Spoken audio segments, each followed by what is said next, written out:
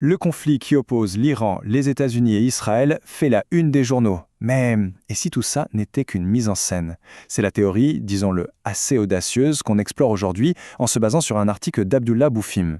D'entrée de jeu, l'auteur nous lance une question qui bouscule un peu les certitudes. Ce conflit qu'on observe, est-ce une vraie guerre avec de vrais ennemis, ou alors est-ce qu'on assiste à une sorte de pièce de théâtre hyper bien ficelée où chacun joue un rôle? C'est cette deuxième idée qu'on va décortiquer ensemble.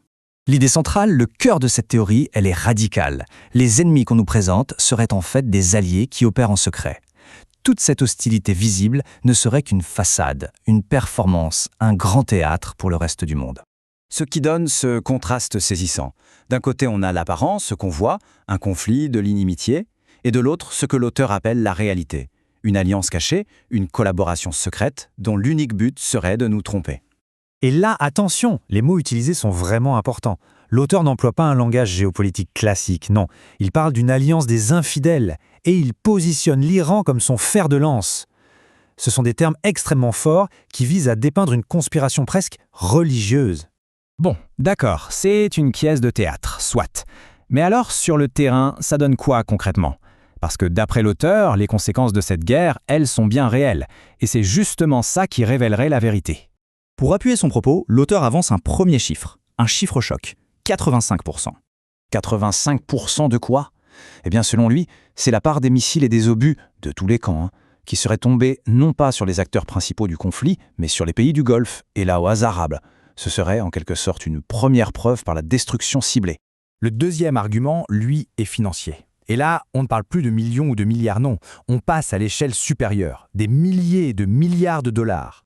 L'auteur avance que ce conflit aurait en fait servi de prétexte parfait pour extorquer cette somme absolument colossale des fonds souverains des pays du Golfe. Donc pour lui, les preuves sont là, tangibles, des dégâts physiques et des pertes financières bien réelles qui pointeraient vers une vaste supercherie. D'accord. Mais pourquoi? S'il y a un complot aussi énorme, quel peut bien être l'objectif final de toute cette mise en scène? Alors, l'auteur nous décrit un plan en 4 étapes, très précis. Première étape, fabriquer une image de l'Iran en héros, en État puissant. Deuxième étape, utiliser cette image pour rallier des partisans et provoquer des troubles dans les pays rivaux. Et l'objectif ultime de tout ça? Encercler et menacer les grandes puissances sunnites comme l'Égypte, la Turquie et les États du Golfe. Pour le citer directement, le but est d'en faire un héros puissant aux yeux des simples et des naïfs afin de semer le chaos. C'est l'idée d'une manipulation psychologique à grande échelle. Mais bon, toute pièce a une fin. Et selon l'auteur, le rideau serait justement en train de tomber. On en arrive donc à l'acte final. L'auteur est convaincu que cette grande pièce de théâtre touche à sa fin et que la vérité longtemps cachée est sur le point d'être révélée. Et pour lui, la preuve, ce sont certaines déclarations politiques très récentes. Il ne les voit pas comme de la simple rhétorique, pas du tout.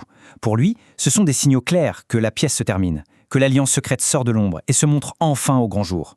Donc, si on résume sa conclusion, le rideau tombe, l'alliance secrète ne le sera bientôt plus, et le complot qui visait à encercler les nations arabes et musulmanes arrive à son point culminant.